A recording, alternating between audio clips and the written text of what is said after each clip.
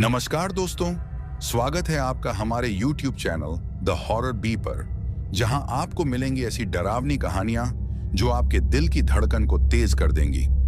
आज की कहानी दो दोस्तों की है, जिनमें एक का नाम राहुल है और दूसरे का नाम सुधीर। राहुल एक समझदार और सोच विचार करके फैसला लेने वाला इंसान है, जबकि सुधीर मस्तमौला, जिंदा दिल और हर चीज में एडवेंचर और रोमांच ढूंढने वाला इंसान। लेकिन वो रात जिसने इन दोनों की जिंदगी को पूरी तरह बदल कर रख दिया, आज हम उसी खौफनाक रात की कहानी सुनेंगे। लेकिन कहानी शुरू करने से पहले मैं आपको कहना चाहता हूं कि वैसे तो आपने बहुत सी कहानियां सुनी होंगी, लेकिन आज जो कहानी मैं आपको सुनाने वाला हूं उसे सुनकर आपको बहुत मजा आने वाला है और साथ ही डर का एहसास भी होने वाला है। और अगर आप इस चैनल पर पहली बार आए हैं तो चैनल को सब्सक्राइब जरूर करें, ताकि आप हमारी इस फैमिली का हिस्सा बन सकें और आने वाली वीडियोस आप तक आसानी से पहुंच जाएं। तो ज्यादा समय न लेते हुए जल्दी से अपनी कहानी को शुरू करते हैं। दोस्तों, मेरा नाम राहुल है और मैं दिल्ली का रहने वाला हूं। मैं एक मिडिल क्लास परिवार से हूं, जहां बचपन से ही जिंदगी की छोटी छोटी खुशियों का अलग ही मजा था। गलियां हमारे खेलने की जगह थीं और दोस्त हमारी असली दुनिया। मेरे सबसे करीबी दोस्तों में से एक है सुधीर। सुधीर सिर्फ मेरा दोस्त ही नहीं, बल्कि एक भाई की तरह है। हम दोनों एक ही मोहल्ले में पले बढ़े। बचपन से लेकर आज तक हमारी दोस्ती एक मिसाल रही है। स्कूल के दिनों में एक ही बेंच पर बैठना, एक साथ होमवर्क करना, टीचर से डांट खाना, सब कुछ हमने मिलकर किया। कॉलेज आया तो नए दोस्त बने, नए लोग मिले, मगर सुधीर और मेरी दोस्ती पर कोई फर्क नहीं पड़ा। हम दोनों एक दूसरे के बिना अधूरे से लगते थे। दिल्ली की सड़कों पर घूमना, छोले भटूरे खाना, सीपी और इंडिया गेट की रातों में छुप छुप कर मस्ती करना, ये सब हमारी यादों का एक हिस्सा है। चाहे कोई भी प्रॉब्लम हो, एक दूसरे का साथ देना हमारा पुराना रिवाज था। सुधीर के बिना मेरी जिंदगी सोचना भी मुश्किल था। कुछ सालों बाद हमारी कॉलेज की पढ़ाई खत्म हो जाती है। जिस वक्त हम कॉलेज से निकलते हैं, उस समय हमारे पास हजारों सपने होते हैं और उन सपनों को पूरा करने के लिए हम अपनी अपनी जिंदगी में व्यस्त हो जाते हैं। पढ़ाई खत्म होने के कुछ ही समय बाद हम दोनों ने जॉब करना शुरू कर दिया। नई जिम्मेदारियों और करियर की दौड़ में हम पूरी तरह से व्यस्त हो गए, लेकिन हमारी दोस्ती वैसी ही बनी रही। पहले की तरह रोज मिलना अब मुमकिन नहीं था, मगर जब भी हमें थोड़ा भी वक्त मिलता, हम उसे भरपूर जीने की कोशिश करते। छुट्टियों का नाम सुनते ही हमारे दिमाग में सबसे पहला ख्याल घूमने का आता। हम दोनों ट्रैवलिंग के शौकीन थे, इसलिए जब भी हमें मौका मिलता, हम नई नई जगहों पर घूमने निकल जाते।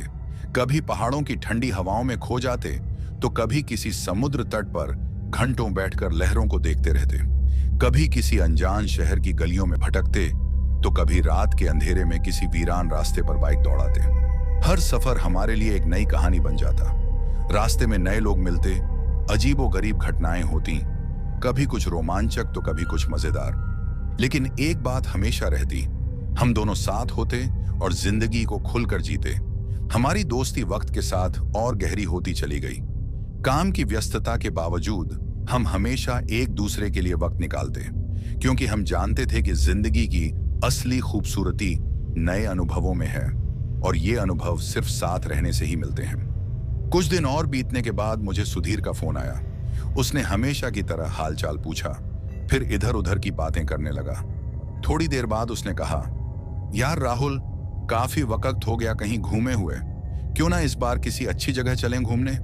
उसकी बात सुनकर मैंने भी हामी भर दी और कहा, बात तो तू सही बोल रहा है यार, लेकिन आजकल काम का थोड़ा ज्यादा लोड है।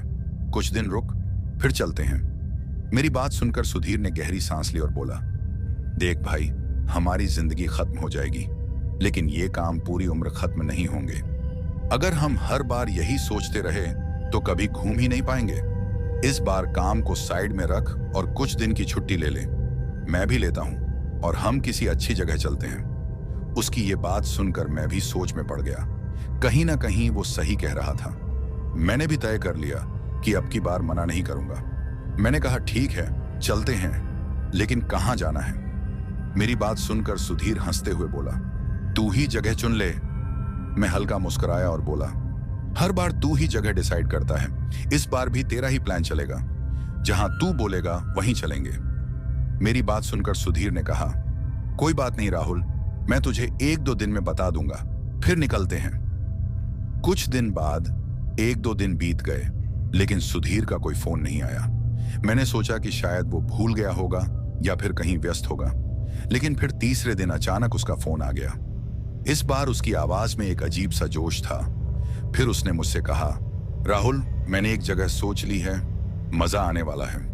मैंने उत्सुकता से पूछा, अच्छा, कहां जाना है? सुधीर ने जवाब दिया, उत्तराखंड के एक हिल स्टेशन। मैंने कहा, कौन सा?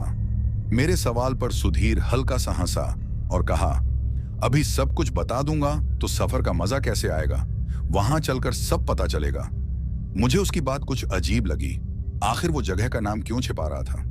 क्या वो कोई सरप्राइज देना चाहता था या फिर इस ट्रिप में कुछ ऐसा था जो वो अभी बताना नहीं चाहता?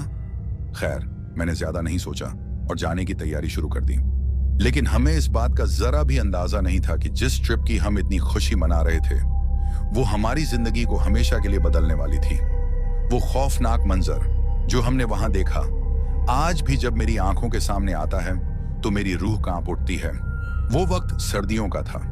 ठंडी हवा चेहरे को हल्का सा चीरती हुई निकल रही थी और सड़कों पर धुंध की हल्की परत बिछी हुई थी। हम दोनों ने अपने सफर की तैयारी कर ली थी। हर बार की तरह इस बार भी अपनी गाड़ी लेकर निकल पड़े। इंजन की आवाज और रास्ते का रोमांच हमारे दिलों में एक अजीब सी खुशी जगा रहा था। जैसे जैसे रास्ता आगे बढ़ता गया, वैसे वैसे सफर और भी खुशनुमा होता गया। हम दोनों ही बारी बारी से ड्राइव कर रहे थे ताकि सफर आरामदायक बना रहे। सड़क किनारे लगे पेड़ों के झुंड, कभी कभी दिखने वाले दूर दराज के गांव और खुले आसमान में बहती हल्की ठंडी हवा पूरे माहौल को सुरम्य बना रही थी। हमने रास्ते में कई बार गाड़ी रोककर चाय पी, कभी ढाबे पर खाना खाया तो कभी बस यूं ही सड़क किनारे खड़े होकर दूर तक फैले नजारों को निहारते रहे। सफर बिना किसी परेशानी के अच्छा गुजर रहा था। न कोई बाधा, न कोई रुकावट। ऐसा लग रहा था जैसे सब कुछ हमारे पक्ष में हो, मानो ये सफर सिर्फ हमारे लिए ही बना हो। लेकिन हमें इस बात का अंदाजा भी नहीं था कि आगे क्या होने वाला है। हम बेफिक्री से सफर कर रहे थे, हंसी मजाक करते, रास्ते के नजारे देखते हुए। लेकिन जिस सड़क पर हम इतने आराम से चल रहे थे, वही सड़क हमें धीरे धीरे एक ऐसी जगह की तरफ ले जा रही थी जो हमारे सफर की आखिरी मंजिल बन सकती थी। अब काफी देर तक सफर करने के बाद हम उत्तराखंड पहुंच जाते हैं, लेकिन अभी भी हमें उस हिल स्टेशन तक पहुंचने में 30 से 35 किलोमीटर का सफर तय करना था। लेकिन हम चलते रहते हैं। अब थोड़ी देर बाद बारिश शुरू हो जाती है और देखते ही देखते बारिश काफी तेज हो जाती है। सामने सिर्फ धुंध और टेढ़े मेढ़े पहाड़ी रास्ते थे। गाड़ी के वाइपर लगातार पानी हटा रहे थे, लेकिन आगे का कुछ भी साफ नहीं दिख रहा था। पहियों के नीचे सड़क फिसलन भरी हो चुकी थी और मेरे हाथ स्टीयरिंग पर कसकर जमे हुए थे। रात गहराने लगी और हमारी चिंता भी बढ़ने लगी थी। इतनी तेज बारिश और घनी धुंध में सफर जारी रखना काफी मुश्किल हो रहा था। अचानक सड़क के किनारे हमें एक बोर्ड दिखता है जो देखने में किसी होटल का लग रहा था, क्योंकि उस पर किसी होटल का नाम लिखा हुआ था और उस बोर्ड पर यह भी लिखा हुआ था कि वो होटल यहां से आगे 1 किलोमीटर की दूरी पर है। उस बोर्ड को देखकर मेरा दोस्त सुधीर मुझसे कहता है, राहुल, आज की रात हम इसी होटल में बिताते हैं, क्या बोलते हो? उसकी बात सुनकर मैं उससे कहता हूं, हिल स्टेशन तक पहुंचने का रास्ता अब ज्यादा दूर नहीं है। हम गाड़ी रोककर थोड़ी देर रुक जाते हैं और जैसे ही बारिश थोड़ी कम होगी, हम आगे बढ़ जाएंगे और वहां पहुंचकर ही कोई होटल करेंगे। मेरी बात सुनकर सुधीर मुझसे कहता है, भाई, ज्यादा जल्दबाजी भी ठीक नहीं होती।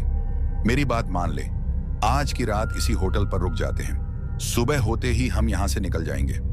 दोस्तों, जैसे कि मैंने आपको कहानी की शुरुआत में भी बताया था कि सुधीर मस्त मौला और काफी जिद्दी है, और उसकी जिद की वजह से मैं उस होटल में रात बिताने के लिए मान जाता हूं। उसके बाद हम थोड़ी देर ड्राइव करने के बाद उस होटल के पास पहुंच जाते हैं, लेकिन अभी भी मेरा मन वहां उस होटल में रात बिताने का नहीं था।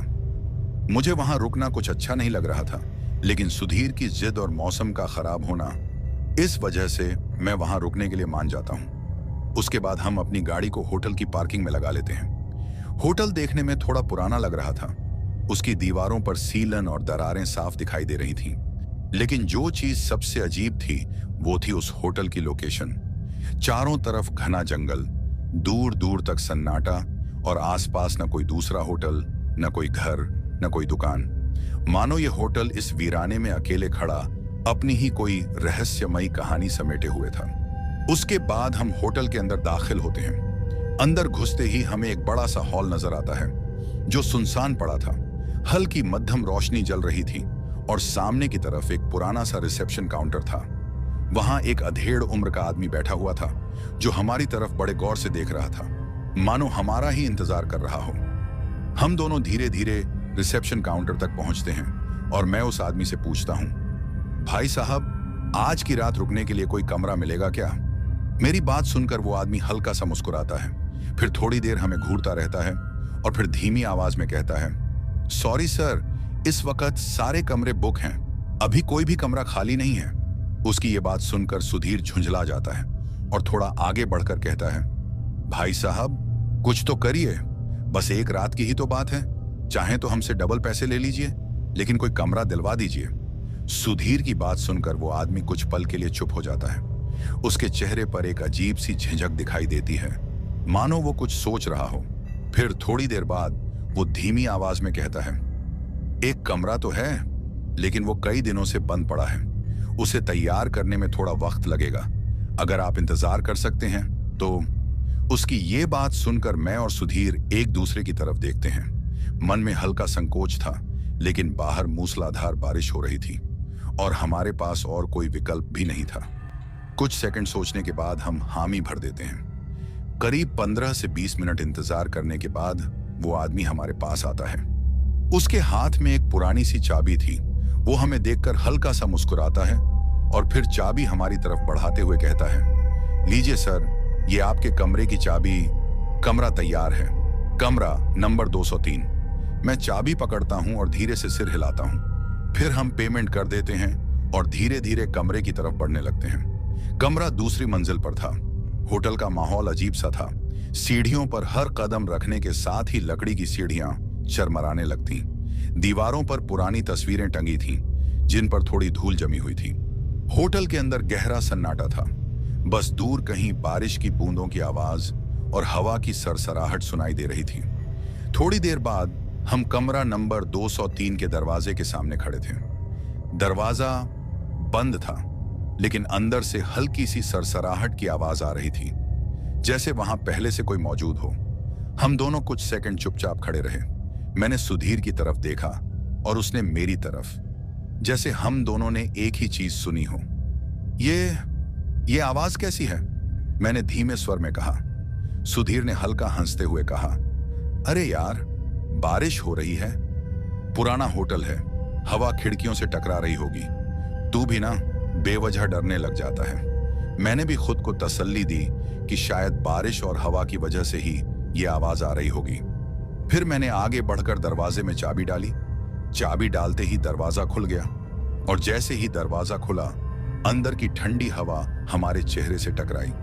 कमरे में अंधेरा था और हल्की हल्की नमी भरी गंध आ रही थी, जैसे ये कमरा वाकई कई दिनों से बंद पड़ा हो। उसके बाद मैंने लाइट ऑन की। लाइट जलते ही हमने कमरे को ध्यान से देखा। दीवारों पर पुरानी तस्वीरें टंगी थीं, जिनके रंग कुछ फीके पड़ चुके थे। कमरे की सजावट भले ही पुरानी थी, लेकिन देखने में ठीक लग रही थी। हल्की पीली रोशनी में हर चीज शांत और स्थिर दिख रही थी, मगर न जाने क्यों माहौल में एक अजीब सा सन्नाटा पसरा था, जैसे इस कमरे ने बरसों से किसी का इंतजार किया हो। उसके बाद हम दोनों ज्यादा ध्यान न देते हुए कमरे को देखते हैं। तभी मेरा दोस्त सुधीर मुझसे हंसते हुए कहता है, यार, ये होटल वाला कितना लालची निकला। पहले तो कह रहा था कि कमरा नहीं है, और जैसे ही हमने 2 गुने पैसे की बात की, फटाफट कमरा भी मिल गया। मैं मुस्कुराते हुए बोला, भाई, पैसे में बहुत ताकत होती है, अगर पैसा हो तो क्या नहीं मिल सकता, और फिर ये तो बस एक कमरा ही है। हम दोनों कुछ देर बातें करते रहे। सफर लंबा था, इसलिए हमने रास्ते से ही खाना पैक करवा लिया था। थकान महसूस हो रही थी, तो हमने जल्दी जल्दी खाना खाया। खाने के बाद भी कुछ देर बातें होती रहीं। ज्यादा सफर करने के कारण हमें नींद आने लगी थी। उसके बाद मैंने लाइट ऑफ कर दी। कमरे में अंधेरा फैलते ही माहौल थोड़ा भारी लगने लगा, लेकिन सफर की थकान के कारण आंखें जल्दी बंद होने लगीं। हम दोनों अपने अपने बिस्तर पर लेट गए मगर हमें नहीं पता था कि ये रात हमारे लिए सिर्फ एक आम रात नहीं होने वाली थी। उसके बाद हम दोनों सो जाते हैं। कुछ देर सोने के बाद रात के किसी पहर मुझे अपने सीने पर कुछ भारी चीज का एहसास होता है। ऐसा लग रहा था जैसे कोई इंसान मेरे सीने पर आकर बैठ गया हो। शरीर मानो सुन्न पड़ने लगा था। फिर अचानक मुझे महसूस हुआ कि उसने अपने ठंडे बेजान हाथों से मेरा गला जकड़ लिया है। मेरी सांसें रुकने लगी। घुटन इतनी बढ़ गई कि ऐसा लगा जैसे मौत मेरे बिल्कुल करीब आ गई हो। मैं हिलने की कोशिश कर रहा था लेकिन शरीर जैसे जकड़ गया था। मैं पूरी कोशिश करके आंखें खोलता हूं लेकिन सामने अंधेरा पसरा हुआ था। घबराकर मैं ऊपर की तरफ जोर से धक्का देता हूं। ऐसा लग रहा था जैसे अब भी कोई मेरे ऊपर बैठा हो। मगर जैसे ही मैंने पूरी ताकत से धक्का दिया, वो भार थोड़ा हल्का महसूस हुआ और मेरी सांसें लौटने लगीं। मैं तेजी से लंबी लंबी सांसें लेने लगा, मगर दिल की धड़कनें बेतहाशा तेज हो चुकी थीं। मुझे कुछ समझ नहीं आ रहा था। उसके बाद मैं खुद को संभालता हूं और सुधीर को जगाने की सोचता हूं, लेकिन उसे गहरी नींद में देखकर मैं रुक जाता हूं। सोचता हूं कि इसकी नींद खराब करना ठीक नहीं रहेगा। हो सकता है कि ये मेरा वहम हो। उसके बाद मैं फिर से बिस्तर पर लेट जाता हूं। बिस्तर पर लेटने के थोड़े समय बाद मुझे फिर से नींद आ जाती है। मुझे नींद आए अभी कुछ ही मिनट हुए होंगे कि तभी मुझे अपने चेहरे पर हल्की हल्की सरसराहट महसूस होती है। ऐसा लग रहा था जैसे कोई अपनी ठंडी पतली उंगलियां मेरे चेहरे पर फिरा रहा हो। बार बार ये एहसास होने पर मेरे दिल की धड़कन तेज हो जाती है। डरते डरते मैंने अपनी आंखें हल्की सी खोलने की कोशिश की और जैसे ही मैंने आंखें खोली, इस बार मैं बुरी तरह से डर जाता हूं। डर के कारण मैं अपना हाथ उठाकर सुधीर को जगाने की कोशिश करता हूं, लेकिन मेरे हाथ पैर जैसे काम ही नहीं कर रहे थे। दरअसल जैसे ही मैंने अपनी आंखें खोली, मैंने देखा कि हमारे बिस्तर के सामने जो कुर्सी रखी थी, उस पर एक औरत बैठी थी। उसने सफेद कपड़े पहने हुए थे। अंधेरे कमरे में भी वो मुझे साफ दिखाई दे रही थी। वो बेहद भयानक लग रही थी। उसकी आंखें असामान्य रूप से बड़ी बड़ी थीं। ऐसा लग रहा था मानो अभी फटकर बाहर गिर जाएंगी। उसका मुंह अजीब सा था, हर जगह से कटा फटा और बेजान। गहरे कटाव साफ दिख रहे थे। होंठ इतने सूखे और काले कि जैसे सदियों से उसने कुछ खाया ही न हो। उसके हाथों के नाखून लंबे और नुकीले थे, जैसे किसी जानवर के पंजे।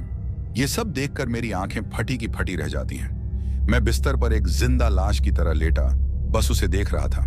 थोड़ी हिम्मत करने के बाद मैं सुधीर की तरफ देखता हूं और उसे जगाने की कोशिश करता हूं। जैसे ही मैं उसे हिलाता हूं, वो अचानक उठ जाता है और कहता है, क्या हुआ राहुल? मुझे क्यों जगा रहा है? सोने देना। मैं कांपती आवाज में कहता हूं, भाई, हमारे कमरे में कोई औरत है। उसके बाद मैं उस औरत की तरफ फिर से देखता हूं, लेकिन इस बार वहां कोई नहीं था। मेरे मुंह से औरत शब्द सुनते ही सुधीर तुरंत खड़ा हो जाता है और अपने मोबाइल की फ्लैशलाइट जलाकर कमरे के चारों ओर घुमाने लगता है। फिर मुझसे कहता है, तू पागल हो गया है क्या? कहाँ है औरत? मुझे तो कुछ नहीं दिख रहा। तूने जरूर कोई डरावना सपना देखा होगा, तभी तुझे ऐसा लग रहा है। उसके बाद मैं भी पूरे कमरे को ध्यान से देखता हूं, लेकिन अब वहां कोई औरत नहीं थी। मैं थोड़ा घबरा गया था। सुधीर ने मुझे समझाने की कोशिश की, भाई, कुछ नहीं है, आराम से सो जा। तूने जरूर कोई बुरा सपना देखा होगा। उसके बाद मैं भी खुद को झूठा दिलासा देकर समझाने लगा कि शायद यह सिर्फ एक सपना था, लेकिन कहीं ना कहीं मेरा दिल ये बात मानने को तैयार नहीं था। उसके बाद मैं इस बात को नजरअंदाज करके दोबारा से सोने की कोशिश करने लगता हूं, लेकिन बार बार नींद टूटने और जो भी मेरे साथ हो रहा था, ये सब सोचकर मेरी नींद उड़ गई थी। मैं बस इसी उलझन में डूबा था कि यह सब आखिर क्या हो रहा है, क्यों हो रहा है। अभी मैं ये सोच ही रहा था कि तभी अचानक मुझे एक अजीब सी आवाज सुनाई देती है। यह आवाज बाथरूम की तरफ से आ रही थी। ऐसा लग रहा था जैसे किसी ने पानी का नल खोल दिया हो। रात के सन्नाटे में वो आवाज बहुत ही असामान्य लग रही थी। मेरा दिल तेजी से धड़क रहा था। मैंने घड़ी की तरफ देखा तो रात के 2 बज चुके थे। मैं थोड़ी देर तक बिस्तर पर बैठा सोचता रहा, क्या ये मेरा कोई वहम है? लेकिन नहीं, आवाज अब भी आ रही थी और अब तो ऐसा लगने लगा जैसे पानी की धार और भी तेज हो रही हो। हिम्मत जुटाकर मैं धीरे धीरे उठता हूं और कमरे की लाइट ऑन करता हूं। रोशनी फैलते ही कमरे का अंधेरा दूर हो जाता है। लेकिन मेरी बेचैनी अब भी बरकरार थी। मैं बाथरूम की तरफ बढ़ता हूं। हर कदम के साथ मेरा दिल जोर से धड़कता जा रहा था। बाथरूम का दरवाजा हल्की हल्की सरसराहट के साथ हिल रहा था, जैसे अंदर कोई मौजूद हो। मैंने गहरी सांस ली, हाथ आगे बढ़ाया और झटके से दरवाजा खोल दिया। अंदर का दृश्य देखकर मेरी सांसें कुछ पलों के लिए रुक गईं। नल से पानी बह रहा था, बिल्कुल वैसे ही जैसा मैंने सोचा था। लेकिन यहां अजीब बात यह थी कि हमने सोने से पहले तो यह नल बंद कर दिया था, तो फिर यह खुद ब खुद कैसे चालू हो गया? डरते डरते मैंने हाथ बढ़ाकर नल बंद किया और जल्दी से कमरे में लौट आया। कमरे में लौटने के बाद मैं अपने बिस्तर पर लेट जाता हूं, लेकिन दिमाग में वही सवाल घूम रहा था, आखिर ये सब हो क्या रहा है? अभी मैं ये सोच ही रहा था कि मुझे फिर से नल से पानी बहने की आवाज दोबारा सुनाई देती है, और उस आवाज को सुनकर इस बार मेरा पूरा शरीर सुन्न हो गया था। लेकिन इससे पहले कि मैं कुछ कर पाता, कमरे की लाइट अचानक से ऑफ हो जाती है। अब जैसे ही लाइट चली जाती है, कमरे में काफी ज्यादा अंधेरा हो जाता है। अब मेरे चारों तरफ गहरा सन्नाटा था, लेकिन बाथरूम से पानी गिरने की आवाज अब भी आ रही थी, बल्कि इस बार वो आवाज और भी तेज आ रही थी। मैंने कांपते हाथों से तकिए के नीचे रखा मोबाइल निकाला और जल्दी से फ्लैशलाइट ऑन की। हल्की रोशनी कमरे के अंधेरे को चीरती हुई आगे बढ़ी। हिम्मत करके मैं फिर से बाथरूम की तरफ बढ़ा और दरवाजे को धीरे से खोला। लेकिन जैसे ही मैंने मोबाइल की रोशनी बाथरूम के अंदर डाली, मेरी आंखें फटी की फटी रह गईं और मेरा पूरा शरीर डर के मारे कांपने लग जाता है। दोस्तों, जैसे ही इस बार मैं बाथरूम का दरवाजा खोलता हूं, मैं देखता हूं नल से पानी नहीं, बल्कि गाढ़ा लाल रंग का तरल बह रहा था। ऐसा लग रहा था जैसे नल से खून बह रहा हो। बाथरूम की दीवारों पर भी खून के छींटे थे, और इससे भी डरावना जो मैंने देखा, उसे देखकर मेरी रूह कांप जाती है। दोस्तों, मैं देखता हूं कि नल के पास एक आदमी खड़ा है। वो आदमी देखने में काफी खूंखार लग रहा था। उसे देखकर मेरी हालत और भी खराब हो जाती है। इतना भयानक चेहरा मैंने अपनी जिंदगी में पहले कभी नहीं देखा था। मैं देखता हूं कि उस आदमी के सिर पर एक भी बाल नहीं था। उसकी आंखें खून की तरह लाल चमक रही थी। उसके कान बेहद लंबे थे। उसके बड़े बड़े दांत और नुकीले नाखून देखकर ऐसा लग रहा था जैसे वह अभी अभी किसी का खून पीकर आया हो। उसके मुंह से गाढ़ी चिपचिपी खून की लार टपक रही थी। यह सब नजारा देखकर मेरे पूरे शरीर में पसीना आ जाता है और मेरे हाथ कांपने लगते हैं। मैं खड़ी लाश की तरह उसे देख रहा था। मेरे होश उड़ चुके थे। डर के बावजूद मैंने थोड़ी हिम्मत जुटाई और खुद को पीछे धकेलने की कोशिश की। मैं सुधीर को आवाज देना चाहता था, लेकिन डर के मारे मेरे हलक से आवाज ही नहीं निकल रही थी। किसी तरह मैं दरवाजे से थोड़ा पीछे हटा और जितनी तेजी से हो सका सुधीर के पास पहुंचा। उसके बाद मैं उसे जोर से आवाज देकर जगाता हूं। मेरी आवाज सुनकर वो एकदम से खड़ा हो जाता है और मुझसे कहता है, क्या हुआ राहुल, तू इतना डरा हुआ क्यों है? तो मैं उससे कहता हूं, बाथरूम में मैंने किसी आदमी को देखा और वो आदमी नहीं, कोई शैतान की तरह लग रहा था। उसके बाद मैं उससे कहता हूं, सुधीर कुछ भी कर, हम यहां नहीं रुकेंगे, चल भाग चलते हैं। मेरी बात सुनकर सुधीर मुझसे कहता है, भाई तू सच में पागल हो गया है? तुझे कभी औरत नजर आती है, कभी आदमी? फिर वो कहता है, अगर तूने सच में कोई आदमी देखा है तो मुझे भी दिखा, जरा मैं भी देखूं। उसकी बात सुनकर मैं बाथरूम की तरफ इशारा करता हूं और उसे कहता हूं, भाई वो बाथरूम में है। मेरी बात सुनकर सुधीर बाथरूम की तरफ चला जाता है। उसे बाथरूम की तरफ जाता देख मैं उसे रोकने की कोशिश करता हूं, लेकिन वो मेरी बात ना मानकर बाथरूम की तरफ चला जाता है। अब जैसे ही वो बाथरूम की तरफ गया, एक जोरदार चीख मुझे सुनाई देती है, जो कि सुधीर की होती है। वो चीख सुनकर मैं घबरा जाता हूं और कोशिश करके बाथरूम की तरफ दोबारा बढ़ता हूं। अभी मैंने एक दो कदम ही बढ़ाए होंगे कि तभी मेरे दोस्त सुधीर की चीख फिर से सुनाई देती है और वो मुझसे कहता है, मुझे बचा ले राहुल, ये मुझे मार डालेंगे। उसकी बात सुनकर मैं थोड़ा और आगे बढ़ता हूं। अब जैसे ही मैं आगे की ओर बढ़ता हूं, मैं देखता हूं कि सुधीर जमीन पर गिरा हुआ है। उसका आधा शरीर बाथरूम के बाहर नजर आ रहा था और वो मुझसे बचाने की गुहार लगा रहा था, लेकिन कोई उसे बाथरूम के अंदर की तरफ खींच रहा था। ये सब देखकर जैसे ही मैं अपने दोस्त को बचाने के लिए बाथरूम की तरफ बढ़ता हूं, तभी अचानक से मुझे किसी के हंसने की आवाज सुनाई देती है, और वो आवाज किसी औरत की होती है और वो औरत बिल्कुल मेरे पीछे की तरफ होती है। उसकी आवाज सुनकर मैं एकदम से पीछे की ओर देखता हूं और जैसे ही मैं पीछे की तरफ देखता हूं मेरी हालत फिर से खराब हो जाती है और मैं फर्श पर गिर जाता हूं। फर्श पर गिरने के बाद मैं काफी ज्यादा चिल्लाने लगता हूं। मैं खुद को बचाने के लिए कभी एक कोने में खुद को घसीटता तो कभी दूसरे कोने में। उसके बाद वो औरत उड़ती हुई मेरे सीने पर आ जाती है। दोस्तों, ये वही औरत होती है जिसको कुछ देर पहले मैंने उस कुर्सी पर बैठे देखा था। अब जैसे ही वो औरत मेरे सीने पर बैठती है उसके बाद वो अपना मुंह मुझे खाने के लिए खोलती है और फिर जोर से घुर्राने लगती है। इतना भयानक चेहरा देखकर और उस औरत को अपने ऊपर उस तरीके से बैठा देख मैं बेहोश हो जाता हूं और जब मुझे होश आती है तब तक सुबह हो गई थी। होश में आने के बाद जब मैं खुद को देखता हूं तो मैं बिस्तर पर होता हूं। उसके बाद जब मैं अपनी नजर बिस्तर के किनारे की ओर करता हूं तो और भी हैरान रह जाता हूं। मुझे अपने साथ ही बिस्तर पर सुधीर दिखाई देता है जो अभी भी सोया हुआ था। यह सब देखकर मुझे कुछ समझ नहीं आ रहा था कि जो भी मेरे साथ हुआ क्या वो सिर्फ एक सपना था। अभी मैं यह सोच ही रहा था कि मेरा दोस्त सुधीर भी जाग जाता है। जागने के बाद वो अपना पूरा शरीर ध्यान से देखने लगता है। उसे ऐसा करते देख मैं उससे पूछता हूं, सुधीर क्या हुआ, तू क्या देख रहा है? मेरी बात सुनकर वो घबराए हुए लहजे में कहता है, भाई रात को शायद मैंने कोई बुरा सपना देखा। मैंने सपने में खुद को बाथरूम के अंदर घसीटते हुए देखा। उसके बाद किसी अजीब से दिखने वाले आदमी ने मुझे मारने की कोशिश की थी। उसकी बात सुनकर अब मुझे यकीन हो जाता है कि जो भी मैंने रात को देखा था वो कोई सपना नहीं था बल्कि हकीकत थी। इसके बाद मैं अपने साथ जो कुछ भी हुआ सुधीर को बताता हूं। फिर सुधीर भी मुझे सब कुछ बताता है जो उसके साथ हुआ था। अब हमारे पास बस एक ही रास्ता था, जितनी जल्दी हो सके उस कमरे से निकल जाना। हम फौरन कमरे से बाहर आ जाते हैं और उस आदमी को ढूंढते हैं जो हमें रात को रिसेप्शन पर मिला था। लेकिन जैसे ही हम रिसेप्शन पर पहुंचते हैं वहां हमें उस आदमी की जगह एक औरत दिखाई देती है। वो औरत यही कोई 25 से 30 साल की होगी। मैं उस औरत से पूछता हूं, यहां रात को जो आदमी था वो कहां है? मेरी बात सुनकर वो औरत शांत लहजे में कहती है, सर उनकी शिफ्ट तो रात की होती है और सुबह मेरी शिफ्ट होती है।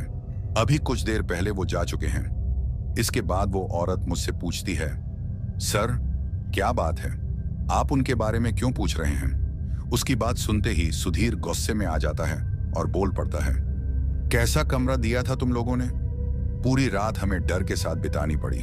सुधीर की बात सुनकर वो औरत हैरानी से पूछती है, सर आप किस कमरे की बात कर रहे हैं? तो सुधीर गुस्से में जवाब देता है, कमरा नंबर 203। जैसे ही वो औरत इस कमरे का नाम सुनती है उसके चेहरे का रंग उड़ जाता है। फिर वो हमसे कहती है, सर आपको जरूर कोई गलतफहमी हुई होगी, कमरा नंबर 203 नहीं 103 होगा। मैं तुरंत जेब से कमरे की चाबी निकालता हूं और उसे दिखाता हूं। जैसे ही वो औरत चाबी देखती है उसका चेहरा बिल्कुल सफेद पड़ जाता है।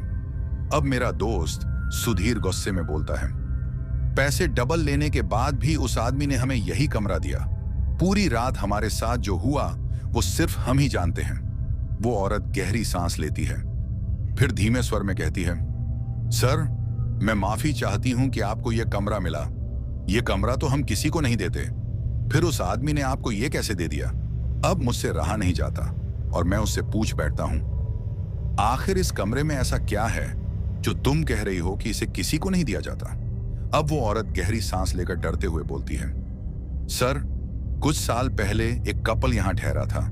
उन्होंने यही कमरा लिया था, लेकिन सुबह जब हमने दरवाजा खोला तो हमें उन दोनों की लाश मिली।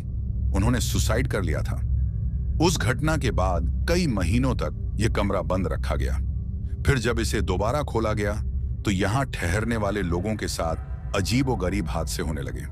कई मेहमानों ने अजीब घटनाओं की शिकायत की।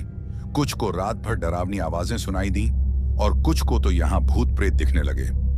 इसके बाद हमने तय कर लिया कि इस कमरे को हमेशा के लिए बंद कर दिया जाएगा। लेकिन शायद पैसों के लालच में आकर उस आदमी ने आपको यह कमरा दे दिया और आपको यह सब झेलना पड़ा।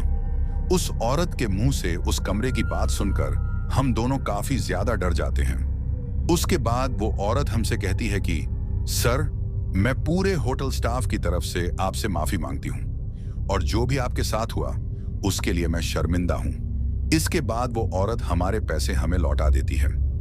अब हम वहां से बाहर निकलने लगते हैं, लेकिन तभी वो औरत हमें फिर से बुलाती है और कहती है, सर प्लीज आप ये बात किसी से शेयर मत करिएगा। अगर ऐसा हुआ तो हमारे होटल की बदनामी हो जाएगी। हम दोनों सिर हिलाकर हामी भरते हैं और वहां से निकल जाते हैं। लेकिन दोस्तों, जो भी हमारे साथ उस रात हुआ, उस रात को याद करके आज भी हमारी रूह कांप जाती है। तो दोस्तों, कैसी लगी हमारी ये कहानी? अगर आपको ऐसी और भी कहानियां सुननी हैं तो हमारे चैनल को सब्सक्राइब करना बिल्कुल मत भूलिएगा। अब चलते हैं उन दोस्तों की ओर जिन्होंने हमारी पिछली कहानी पर कमेंट करके हमें अपना प्यार और समर्थन दिया। तो चलिए सबसे पहले उनका नाम लेते हैं। पहले हैं सूरज, आजमगढ़, उत्तर प्रदेश से। प्रसंजित रॉय हैं रायगंज, पश्चिम बंगाल से। सिद्धार्थ हैं कनाडा से। गुलाम हैं बलरामपुर, उत्तर प्रदेश से। अब्बू अकबर हैं कराची, पाकिस्तान से। विशाल मुखी हैं झारखंड से। शादाब अंसारी हैं मुरादनगर से। कुलविंदर हैं लुधियाना से। नीलेश प्रजापति हैं ललितपुर, उत्तर प्रदेश से। मोहम्मद मंसूर हैं दिल्ली से। इमरान खान हैं मुंबई से। प्रदीप हैं वडोदरा से। कल्पना पाटिल हैं महाराष्ट्र से। एसके महसूस हैं ओडिशा से। मोहम्मद आसिफ हैं पाकिस्तान से। कृष्णा हैं कर्नाटक से। रितेश कुमार हैं बिहार से। तपोश पॉल हैं सिलचर, असम से। भास्कर हैं दुबई से। संजय हैं पीलीभीत, उत्तर प्रदेश से। कमल गिल हैं पंजाब से। इब्राहिम हैं जबलपुर, मध्य प्रदेश से। बिकी दास हैं असम से। और सबसे आखिर में हैं मकरूधन, बलिया से। तो दोस्तों, ये थे उन लोगों के नाम जिन्होंने हमारी पिछली कहानी पर कमेंट करके हमें बताया कि वो कहां से हमारी कहानियां सुनते हैं और उन्हें हमारी कहानी कैसी लगी। इसके साथ ही अगर किसी का नाम छूट गया हो तो वो कमेंट करके जरूर बताएं। आने वाली वीडियो में उनका नाम लिया जाएगा।